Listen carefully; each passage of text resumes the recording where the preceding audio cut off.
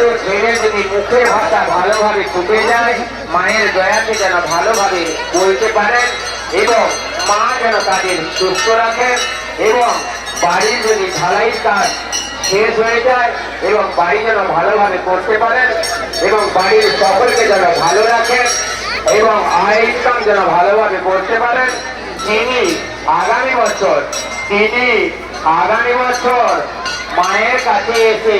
মায়ের চরণে আগামী বছর বাড়ির সবাইকে নিয়ে এসে ছেলে নিয়ে সবাইকে নিয়ে এসে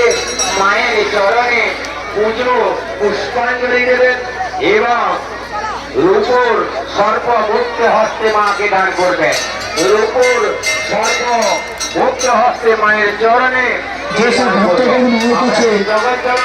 নিয়ত করবেন আমাদের নূতন মন্দিরের দক্ষিণ দিকে বসে আপনি দান করতে পারেন। নূতন মন্দিরের দক্ষিণ সাইডে 35 বার আছে, এখানটায় এসে নিয়ত করুন।